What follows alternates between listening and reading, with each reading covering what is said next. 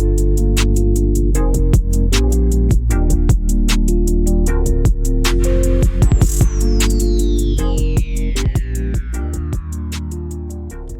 beautiful people. What's good? How are y'all doing? Welcome to the College for the Culture podcast. So, this is halftime of season one.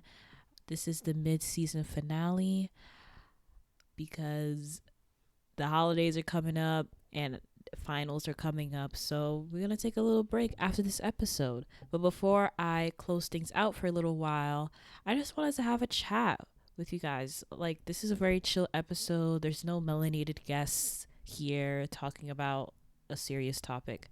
This is just me. Just wanting to, I just have a few things on my mind. A lot of things happened this semester, this year, that have affected us as young people, especially if you're a person of color. I mean, this year was not easy, but we're making it through. We're striving. We're trying to thrive, you know? But yeah, I just wanted to discuss a few things on my mind. So, yes, let's get this started. So, the first thing I wanted to talk about is just online school, like how online school is.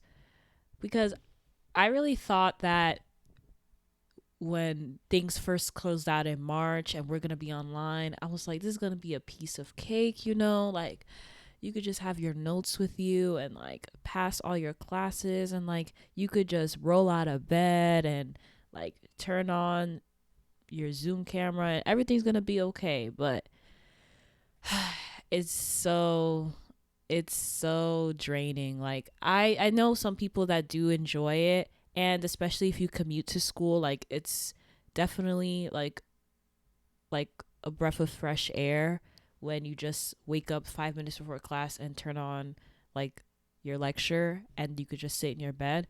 But for me, like, oh honey, I'm not a fan. I don't like online school. I'm staring at my computer screen all day, and Zoom fatigue is real. Okay, after a while you get so tired you don't want to do anything, but then you have to do homework, you have to look at essays, and that requires looking at your computer too. So you really have to like instill breaks in that, and it could be really difficult. I mean, at least it was for me. And like developing a routine so that everything could be in order, and sometimes there's just technical difficulties, and that's annoying. And breakout rooms exist. I don't even know why they exist. Like, I need to talk to the Zoom CEO and tell him or her, like, why did you invent this? Because it's so annoying. Like, I know I've been in a few good breakout rooms where like we actually have really good discussions about what we're talking about in class, but 90% of the breakout rooms I've been in are trash because nobody wants to talk even though we're supposed to be doing work. People just all of a sudden just walk out of class all of a sudden, don't want to talk about anything. And even when some people do want to talk about something, it's so awkward. Like, it's just like we might as well just not have been in this breakout room because nobody wants to do anything, or nobody knows like how to start an engaging conversation. And I mean, I kind of understand that because it's like talking through Zoom is actually very nerve-wracking sometimes. Like, I don't know. Like, I kind of start shaking like even after I finish talking, because it's kind of like, I don't know. It's like you're speaking in front of a crowd even though you're not. I don't know how to describe it, but very it's not very easy talking in Zoom than in person, in my opinion. Uh yeah. Online school is not it. 0 out of 10 won't do not recommend. It's too draining, too confusing, and breakout rooms exist. But that's the reality we live in. I'm going to have online school even next semester too. So there is that. And I also think that this pandemic is really showing professors true colors. Like, there are many professors that I've encountered that just do not care about the well-being of their students. Like they care more about cheating or like quality of work or something than the mental health of their students. Like there are students that will literally are saying like, "Oh, I'm having a hard time in this class," or like, "Sorry, like I've had technical difficulties or I literally could not access class." Or something. And there's many professors that do not care. Like they don't give a damn. They're like, well, we've been in this situation for like 8 months now. You should have everything figured out. What? Are you all right? Like, are you okay? Because that doesn't even make sense. We're in a pandemic. You think that even like months in advance the issues are just gonna stop because we're aware of the pandemic? No. Like, why can't some of these professors just be understanding? Like, your paycheck is not going to increase by you being difficult. It's not. It's really not. And I don't understand why there's professors out here. Like, I even have one professor who's just so unorganized. Like, oh my gosh. Oh my gosh. He's just so unorganized and he expects everything to be done in advance, and if even if you submit something like the night before, then it's an issue, like something's wrong.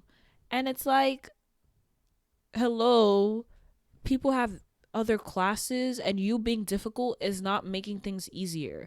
You demanding your work to be done like 2 weeks in advance, who do you think you are?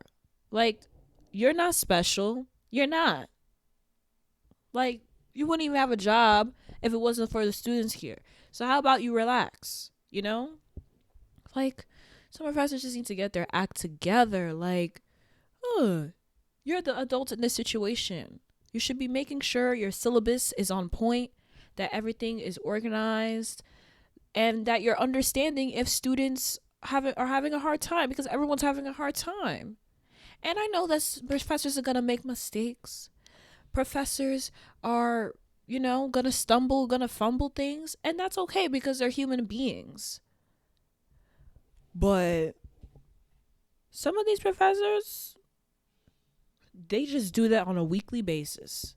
And I'm like, at some point, you need to take responsibility. You need to take responsibility for your own actions. And for those professors that are making life 10 times harder, giving people like twice as much work as they would have given if it was in person, there's a special place in hell for you. Because how on earth are you going to be giving people twice as much work online just because we're not in person? Because you think that, oh, they're at home, it's Zoom University, they're at home, so they'll have plenty of time to do the work, the 20,000 pages of work I'm giving them and the 2,000 word essays that I'm assigning them, they'll have plenty of time to do it because they're home and they don't have anything they're doing, so it's gonna be fine.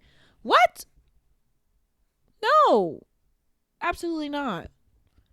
We students have lives. I don't know why professors don't think students have a life.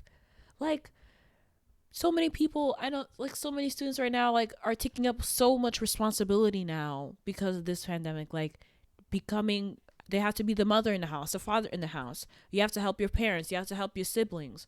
You have to do your other classes. You have to work. Some people work and have to go to their jobs and pay for their school. So you have mental health issues that they need to work out and are still trying to do well in school. And you, as a PhD holder, Mr., Mrs., Doctor, have the audacity to assign 2 times more work than in person? Like, I don't get it. Like, some of these professors, yeah, they really care more about deadlines and cheating and work than the well-being of their students. I'm telling you, it baffles me. And I don't see this changing for some of these professors because some of them could be very stubborn and don't care. I just pray God helps them. That's it. But, shout out to the professors out there who actually care about their students and are making life easier for them, because I know that we really need that right now.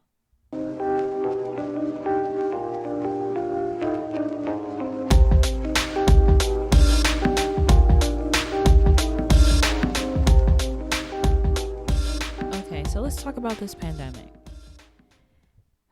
I know that the government and like people in power have a very big part to play in helping make this pandemic go away and for people to be safe and secure. That's definitely true. Like, people are getting evicted from their houses and apartments left and right. People are lining up in food banks. People are losing their jobs. Yes, that is all very true. And I do think, like, from federal all the way to local has a really big responsibility in making sure that everyone's okay. And it's really frustrating that they're not doing their part. It's very frustrating. But this is a young people podcast, so I'm going to talk about what some young people are just not doing right. This pandemic, one thing that it's showing people is that public health is a group effort. It's not going to take one person social distancing, or even 10 people, or even 20 people. It's going to take millions of people. And it's so frustrating to see, like, young, college students, even high school students, like some of them just partying, going out clubbing, vacationing. Like, why? Why are you doing this? Do you not want Corona to go away? Like, I don't want to hear that, oh, I'm just tired of this and, I'm just going to wear a mask. It's going to be okay. Don't you think everyone else is tired? And don't you think everyone else, like, wants to go out and have a vacation or wants to see their family or wants to travel? Yes. But we can't do that right now. And it's not only like it's just, this is why it's not making sense. Like, do you really want to risk getting Corona just so you could lay on a beach in Hawaii? You want to risk getting a deadly virus so that you could go to Bali? You want to risk getting a deadly virus so that you can go to Disney World? Really? For Disney World? You're risking getting a deadly virus for that. And it's not only that you're gonna, like, get sick, but, like, you'll make other people that are there sick. And don't think that, oh, it might not happen to me, I'm gonna be all right, because you never know. Corona could just sneak up on you. And it's done. So that's just what I'm not understanding. Like, people risking their lives for things that don't really matter. Like, of course, I like traveling. I like going out on vacation. I like exploring places. And I know we all need that now, especially more than ever. I like going to concerts. I like going to parties sometimes. But it's not worth getting a deadly virus for. It's not. And public health is a group effort. So, hello, I think some of these young people, students out there, please, it is not worth it to go to that underground party that you're sneaking out to.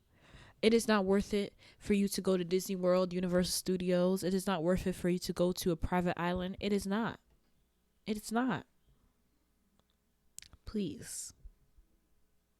Like I said, the government, people in power, they have a big part to play in this. But let's also take personal responsibility. Because there's many people out there that it's difficult for them to social distance, that do not have PPE out there, that are working 9 to 5, 24 hours just so society can run. There's people that literally cannot, like, take the precautions. Like, they just cannot. And you, who is able to take the precautions and able to get the proper protective equipment, You decide not to do that just so you can vacation. No. Let's not do that. Let's do our part in this group project, please. I want this. We all want this to go away. So let's all do our part, please.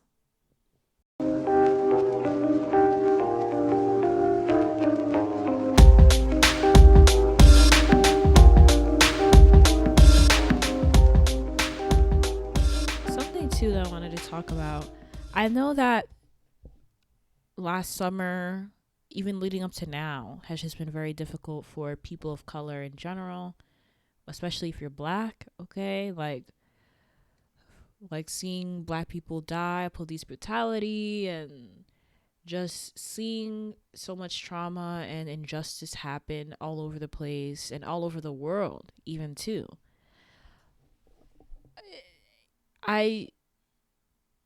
I don't think a lot of people realized how much like that actually affects like a young black or brown person. Like they're just like, don't you love this? Like people are in the streets fighting for you and like speaking out. And okay, that's nice that people are doing that, but it's just like, why? Like why does this have to keep happening? Why do we have to keep raising our voices? Why do I have to keep yelling for people to care? Like it's just gotten to a point where it's like we're really raising our voices so people could care that we're human beings, and that's very exhausting. Like it might look empowering and like very inspiring, but it's very exhausting actually.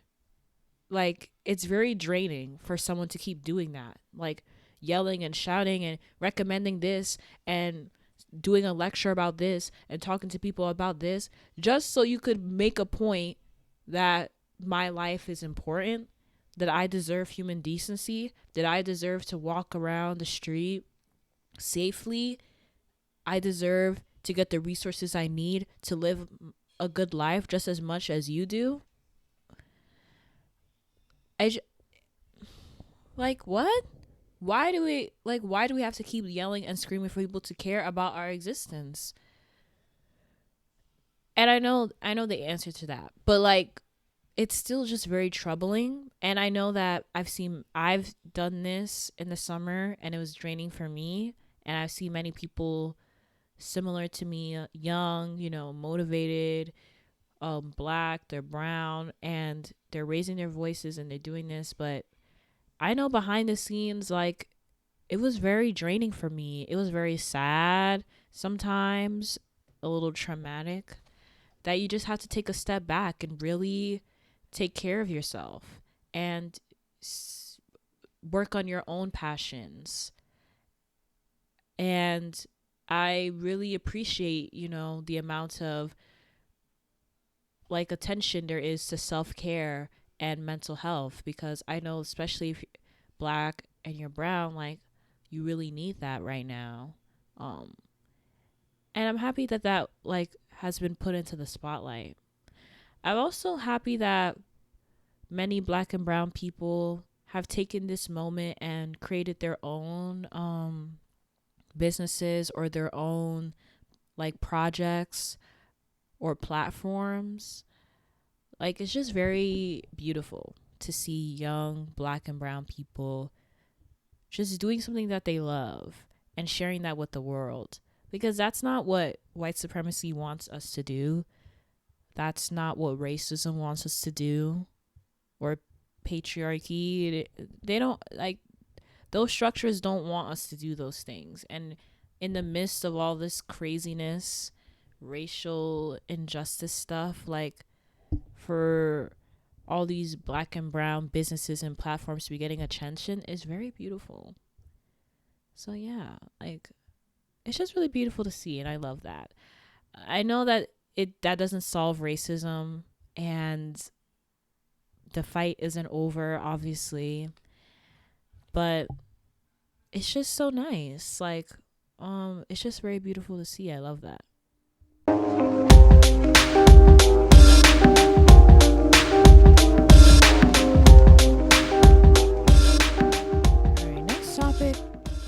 to talk about is the election, since that was a popular one.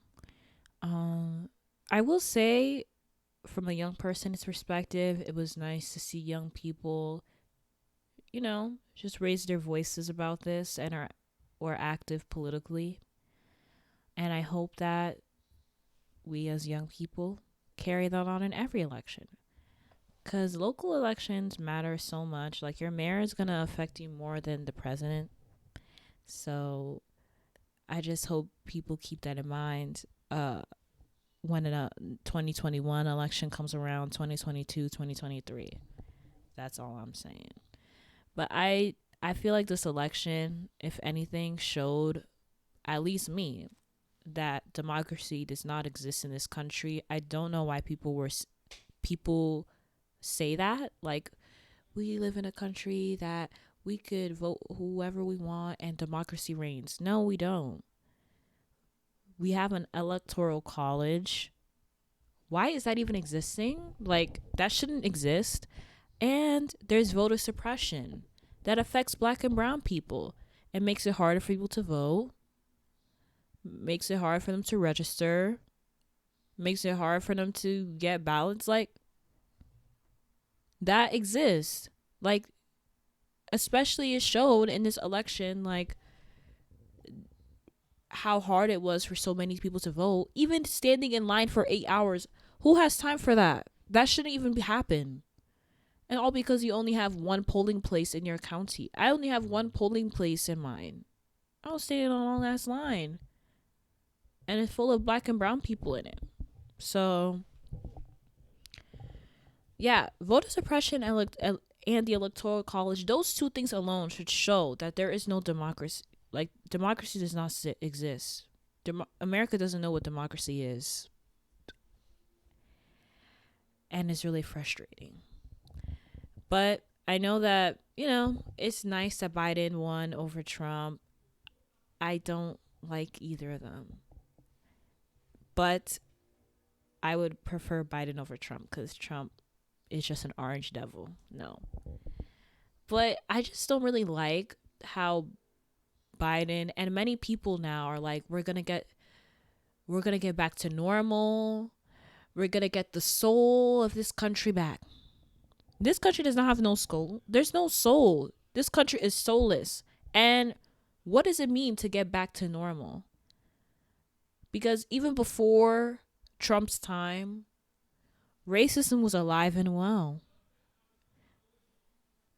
Black and brown people were still dying in the streets. We're still having trouble giving birth. We're still living in unhealthy neighborhoods and environments. That was still happening before Trump came.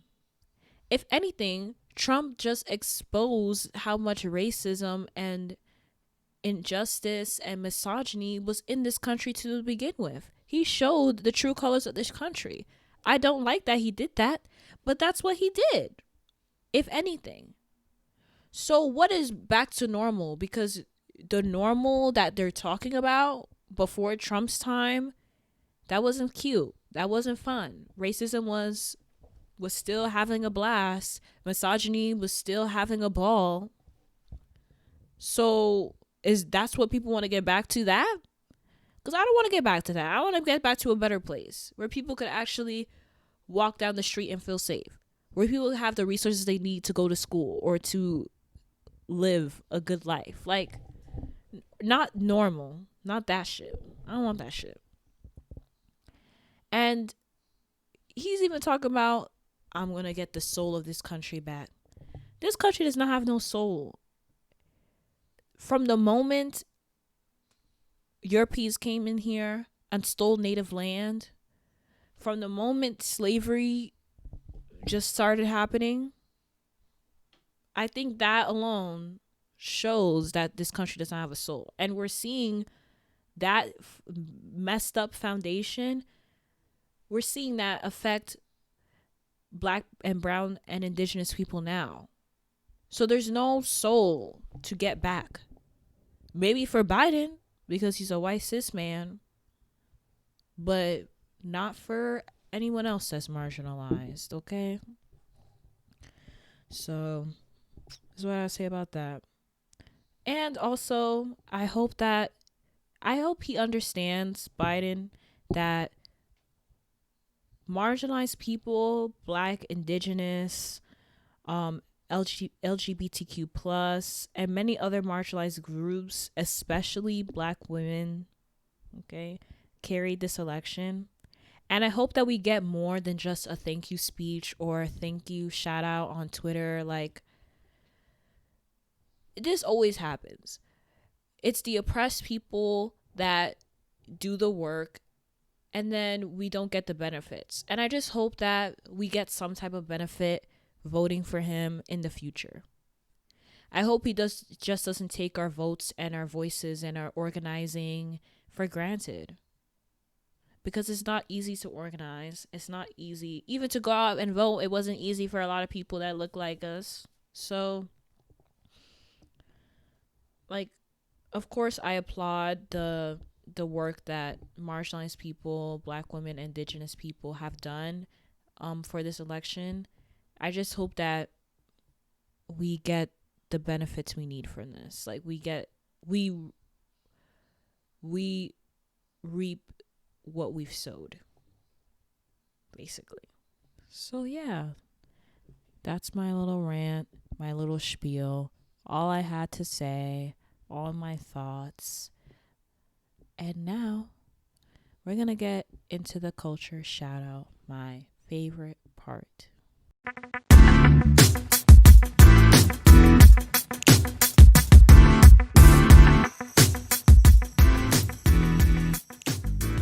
So this episode's culture shout out goes to Joe's Yarn Joint by the amazing and melanated Joanna Tomaka.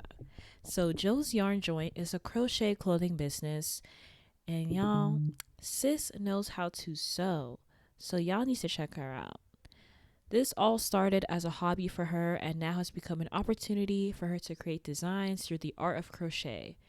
This brand is inclusive for everyone, and everything is handmade by Joanna herself. And she makes so many different things like hats, sweaters, tops, badges, you name it, she'll make it. And in order for you to order a piece, just DM her a picture of what you would like and send specific measurements for your order. Then you send her a deposit through Venmo, PayPal, Zelle to make your purchase. So yeah, it's getting cold outside. The holidays are coming up. Get yourself a crochet sweater. Get your friend, your sister, your brother a crochet hat. You're going to look cute. They're going to look cute. Everyone's going to be happy.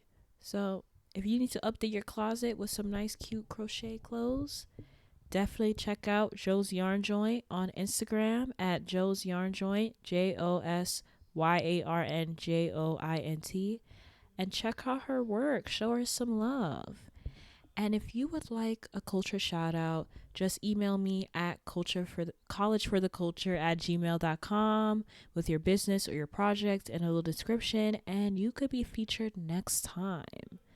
So if you have any thoughts on this episode or ideas on what I should talk about next, hit me up on IG at College for the Culture.